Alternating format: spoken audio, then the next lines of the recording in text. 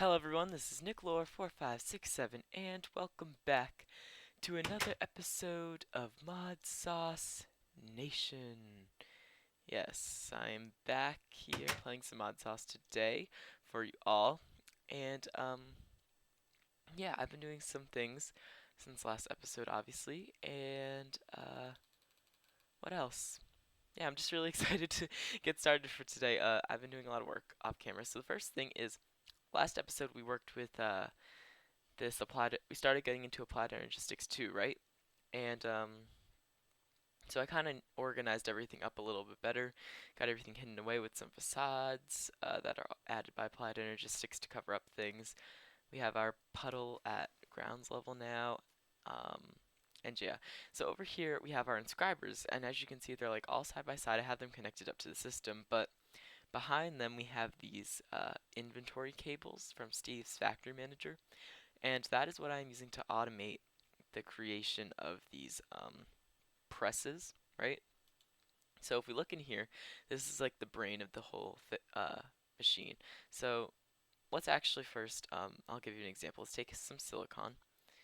So we'll take a stack of silicon, we'll take a stack of redstone, and then we'll take, let's see, what kind do we want? Let's make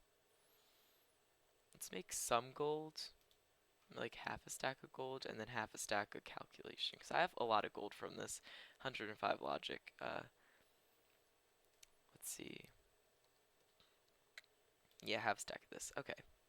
So what we're gonna do is all we have to do is I already have some redstone there. Is I need to just throw in the ingredients to make things, and you can see they automatically go into the correct places. So in the top two sections here, we have the silicon that are getting compressed into these printed silicon. And then down here, we have this one doing gold and this one doing pure Certus quartz. Then this one does the diamond one, the engineering press, right?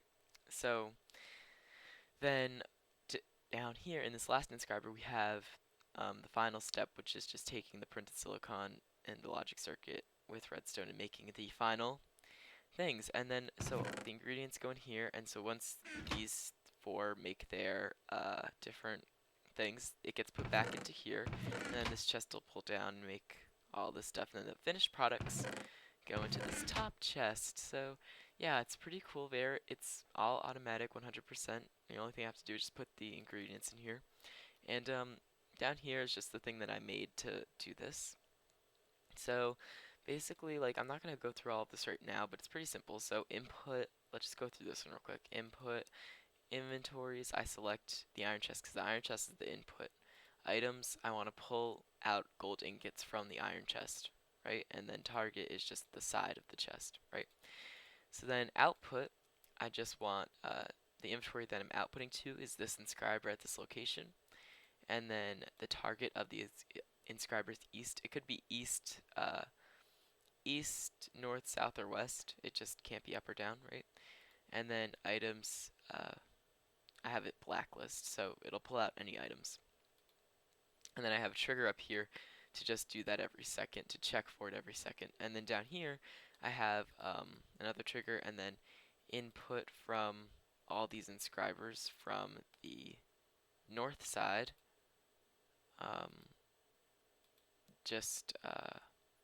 Yes, then this is going to be pulling the items out of the inscribers, right? Of all those inscribers, and then it's going to put them into the iron chest. And then, so that's just doing these 5 inscribers right here. And then this last inscriber has a separate thing. But yeah, I'm not going to go through that entire thing, but I just thought I'd show that to you. Anyways, the next thing that I want to show you guys is actually my Terra Shatterer that we made a few episodes ago.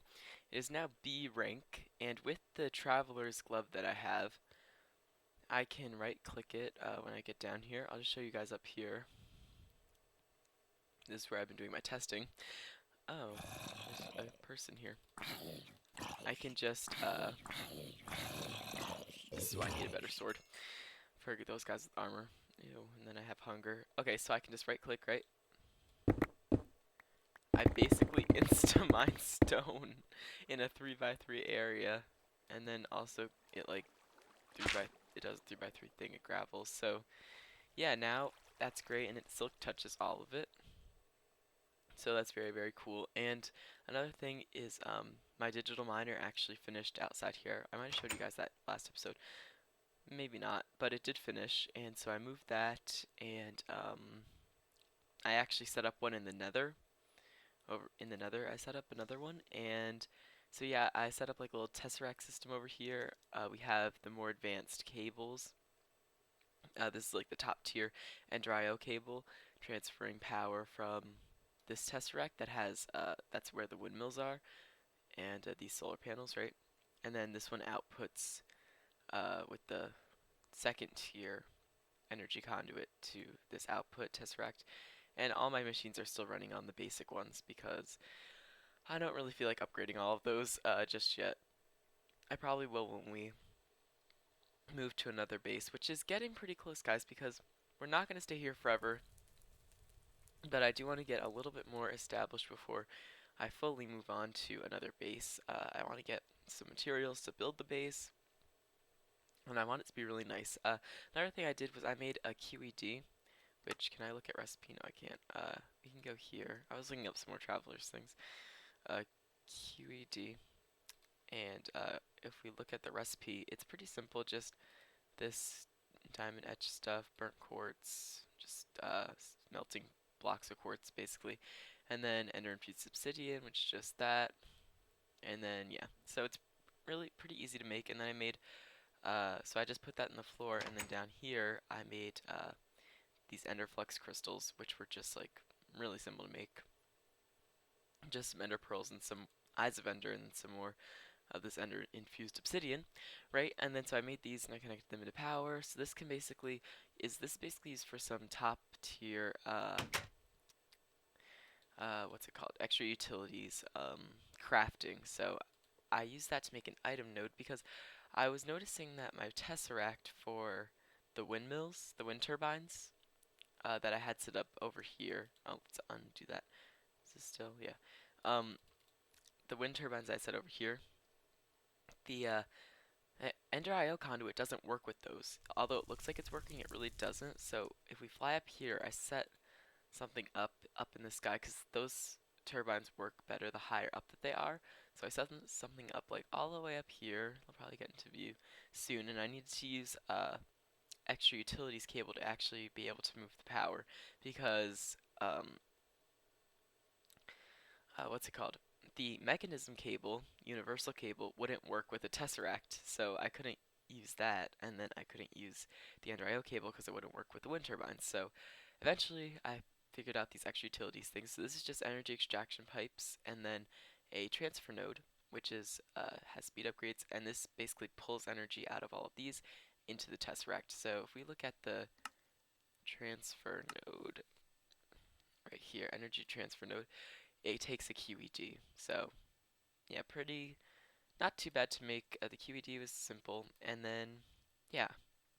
So now that we got through all of that, this episode we're gonna mess around with a new dimension, which you may have noticed right here. So this is from Aroma 1997's Dimensional World, right? And so what we could do with this is we can go to another dimension that has that is like just a mining world. Like it's a flat mining world, and it's just a place to have quarries, so that doesn't disrupt this nice world that we have here. So anyways, if we look in here, you can see I have a ton of resources from those two digital miner setups. So we have 1,000 nether quartz, and then we also have 1,000 nether quartz ore, and 1,500 nether quartz, and 1,000 nether quartz ore, and each of these ore turns into 4 nether quartz. So that's pretty crazy. Yeah, because that means we basically have another 4,000 nether quartz, but I don't want to do that because I don't want to fill up these drives. I also made a bunch more drives down here because now that I can get the processors easily, it's pretty simple. Oh, also, let's check up on these. See? Already done. So, yeah, it's pretty cool. We can plop these in there. And then if we head down here, I was messing around with a second way of because with Applied Energistics 2, you can only have a certain amount of channels, right? You can only have 8, so each machine that you connect it to is another channel, right? Not, I don't think the inscribers and this stuff counts though, but like export buses, import buses, drives, they all, uh, yeah, drives, they all count. So, but if we do like a storage bus onto an interface, this little loop around thing, with quartz fiber, you can get more channels, kind of interestingly. So that's pretty cool. I just set that up just in case we need more channels, because we probably will. So yeah, let's get. So what I want to do is I want to get into that mining dimension. So let's look up the Aroma 1997 thing, right? And so these are all the things that it adds. So I made a mining multi-tool and a aroma hammer, even though I don't really need it. I just made one. So let's go to mining multi-tool. As you can see, this has like a durability.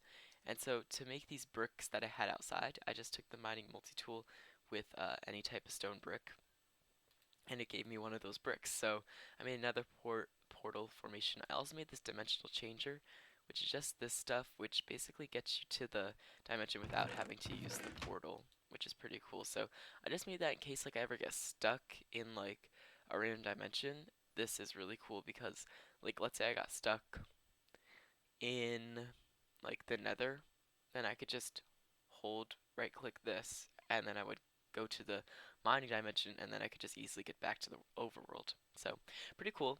And then let's just throw back in some stuff over here. So I want to set up, I don't think I was thinking about setting up a digital miner there, but I kind of want to set up something else. I want to set up an ender quarry. So let's get that right now, but I'm gonna have to make some more stuff off camera if I want to go this route because I already made all the things to make an ender quarry, right? So I have all this stuff, endothermic pump, we've made that in previous things, ender core, which was this stuff with magical wood, which is just enchanted books. That took forever, this is the hardest part of this entire thing. And then we already saw that. So it's not too difficult to make. So I already have the stuff in my system and I can just craft an ender quarry like that. And then let's look for some ender infused obsidian, some ender pearls. So down in this QED, uh, let's make 4 of these, right? So,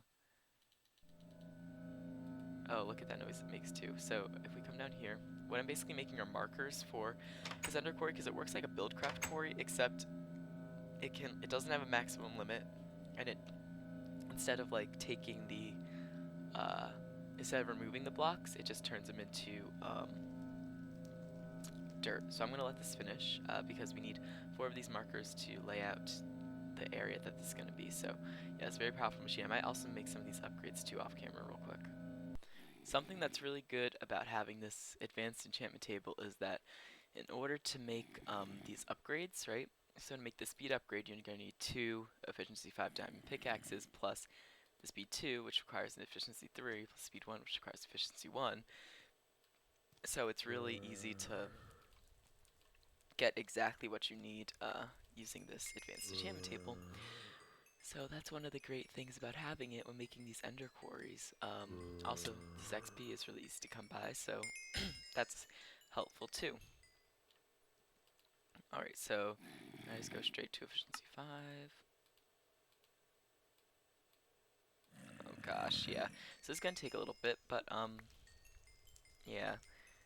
These essence berries have been great. I want to get a open blocks type of like XP drain going too, so I can just get a bunch of XP and then drain it all, and then store liquid XP. Because that would be pretty good. It'd be a nice thing to have at least. Yeah, because let me just think about what I was gonna say. Yeah, it'd be a nice thing to have because instead of doing this, like holding this, I could just like right click on the tank like really quickly. Whereas this takes a little bit longer, but it's overall not that bad. And then efficiency 1, silk touch 1. So yeah, that's really simple. So now we can make these upgrades, right? Which is going to be nice. Another thing that we need to do is we need to have we need to get some deep storage going in my base because, or we could just, actually, we'll just probably void it for now. Void like stone and stuff. Okay, so let's plop this stuff back in there, and then let's put our pickaxes in there. Hopefully this will just craft nicely. I think we're gonna need some of this. Ender Quarry upgrade base. We need burnt quartz, and we need some more of this stuff. So let's get some burnt quartz. I can show you guys that real quick, but I can't use the what's it called? The alloy smeltery for this. The alloy thing, alloy smelter, because it'll turn it into Enderio fused quartz, which is not what we want because that's like a glass type of thing. So what I've been doing is I've been taking the nether versions of like redstone ore and putting them into the pulverizer, getting 2 redstone ore per. No, I was putting them into the alloy smelter and getting 2 redstone ore per thing, and then in here, each redstone ore gives you like 24 redstone, which is crazy.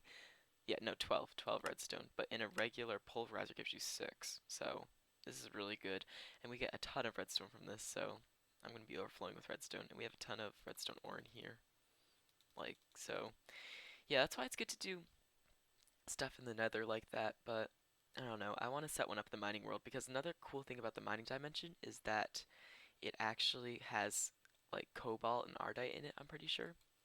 So that's pretty cool. I also got cobalt and ardite from doing this, from doing my digital miner in the nether. But yeah, I don't know why I don't just do the digital miner for everything. Oh, I'm probably gonna need that for this thing too, right? Yeah, so let's get another burnt quartz going. Gosh, this is annoying. And we also have a ton of coal. Oh my gosh, it's just, yeah, it's not good. Well, it's good, but it's so much coal because there's just so much coal in the world. Let's be real. Let's be real here. So let's go do another thing of this. So while that smelts, we can come up here and we can make this thing. So let's get this going. Speed upgrade 1. Okay, so speed upgrade 2. And, oh man, what did you need? Oh, stack upgrade.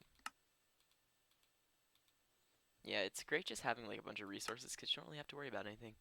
And then speed 3 upgrade. So it's gonna make the quarry go really fast. I don't think there's not an efficiency upgrade. It's a pump one, which I might want to look into eventually. But world hole, no, I don't want that to happen. And then just this guy now. So let's hop down here and grab our burnt quartz. So yeah, I'm really excited about this. I have never used an ender quarry, I don't think, to my knowledge. No, I have. I've used one before. In last season, I used one in the nether. Because what's great about these guys, since it just converts the blocks, it doesn't like, what's it called, doesn't break them. You don't have to worry about lava. So it was great to do quarries in the nether using this. And it does make a huge world hole, which saves on like server resources and stuff, I think. What is this, Ender Queen?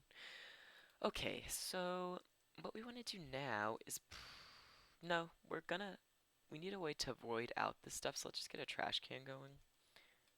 Because, yeah, that's basically what we're going to want to do. And then we just need, let's see, I think we need pipe. Let's see, we need a sorting pipe. Here we go. A filter pipe from, yeah, from extra utilities. So we'll grab that, and then we'll just grab transfer pipes like this, and then item transfer node. So I feel like we're good. We need, oh, we have an ender chest, right? Yeah, so we should be good to set up our quarry now, so let's go do that. And to get into this mining world, what you basically need to do is you need to make this portal. Then you need to take this mining multi-tool, right click, as if it's flint steel, right?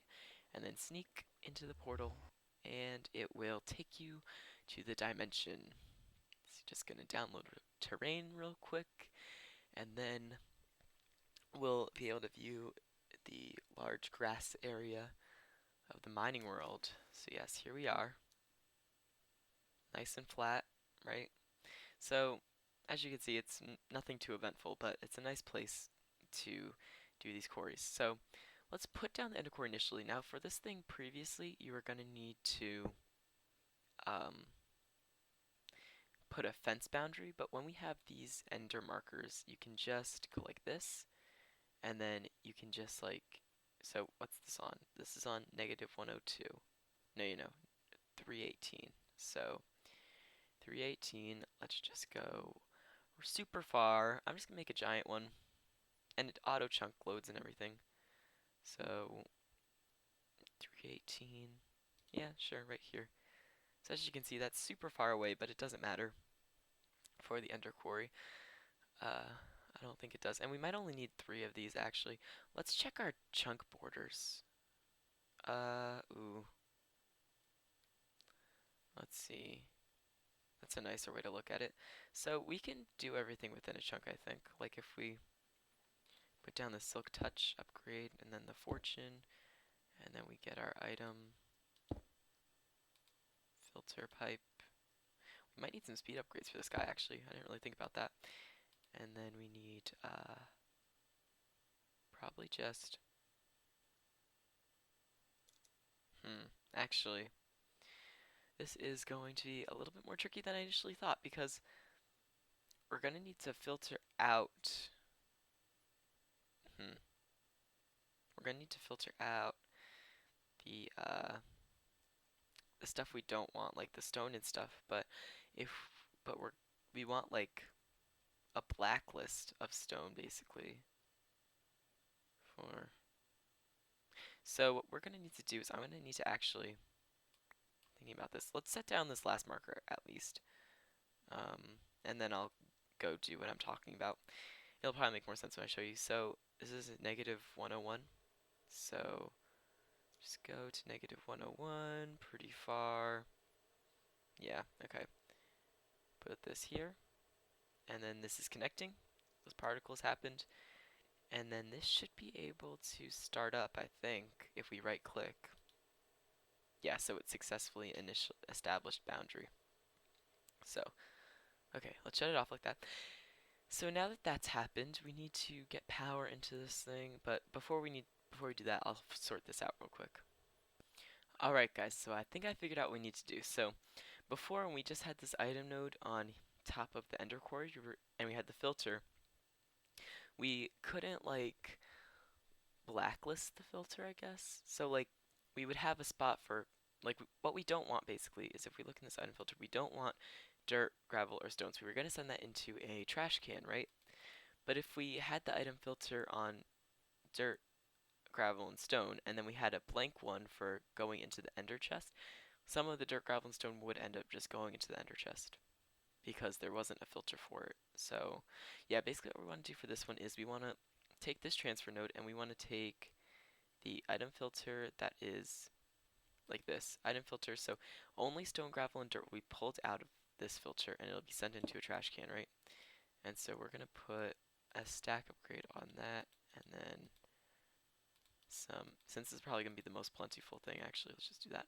And then for this guy, we're gonna put an inverted one, so this will basically blacklist these items. So what's going to happen is the items are going to go into this diamond chest. Anything that is not dirt, stone, or gravel will go into this ender chest, right?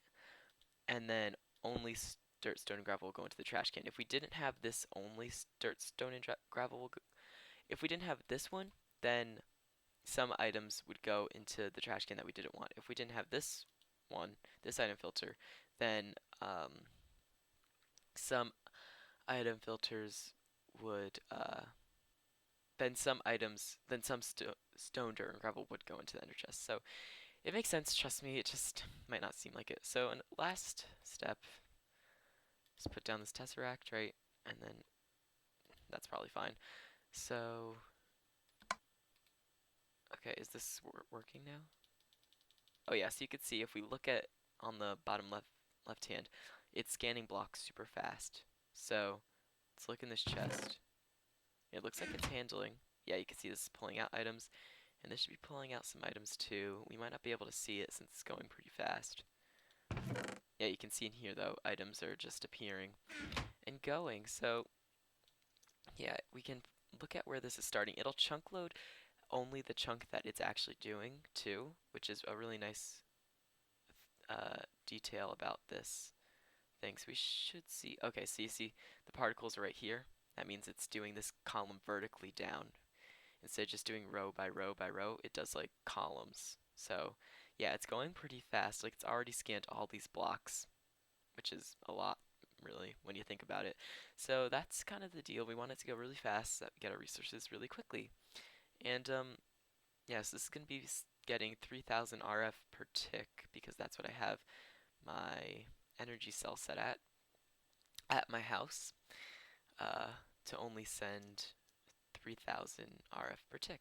So this should hold up perfectly fine because we're producing 4000 RF per tick. So yeah, this should just be going well. As you can see on this conduit now, there's only 3000 RF per tick because that's how much this is sending, and then it's using exactly that. So we can go into our system probably and watch our resources go up. So we're also going to get like marble and limestone from this, which is going to be good because I want to use those as building blocks in the future. But we are going to have to, not this kind of limestone, the other limestone, the chisel limestone, but we are going to have to keep a close eye on that because that's going to fill up pretty quickly in large amounts. But we're going to get a lot of iron, gold, diamonds, just everything. And we'll get like the ore versions. So as you can see, we have a lot of ore. Oh no. We have like a lot of different ores. We have cobalt and stuff. So yeah, that's basically what I wanted to do today. Another thing I kind of wanted to check out, if we still might have time. I don't need a chunk loader there either. Is this Spectra key that I heard about? Actually, you know what? I don't think I'm going to check that out because I'm not sure how that works, and I don't really want to waste your time. So, yeah, we got a lot of things done today. Something that I might want to work on in the future is getting some deep storage down here, part of this subnetwork. That's what this is called, a subnetwork, and maybe fill this up with drives, which will be really easy because I have this automatic thing now. So yeah, we're just going to get a bunch of resources from that Ender Quarry, and I just wanted to show you guys that's the first time really setting that up on camera ever on my channel. So yeah, especially with like the speed and the Silk Touch upgrades. And then if we put the pump upgrade on there too, what's going to happen is if it encounters lava, it's going to pump the lava out instead of just going straight through it, which means that we can get some lava from that too. And then we could probably use the lava with this flower to get more mana, and everything starts to connect. So yeah, I have plenty of ideas for our base that we're going to be starting pretty soon. I just want to get a few last things set up.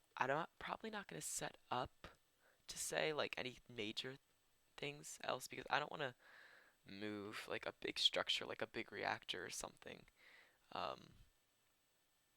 when I move my base. But all this other stuff is going to be pretty easy to move, just machines and Botania stuff, which I can use this matter transporter to pick up like mana pools and stuff, like this.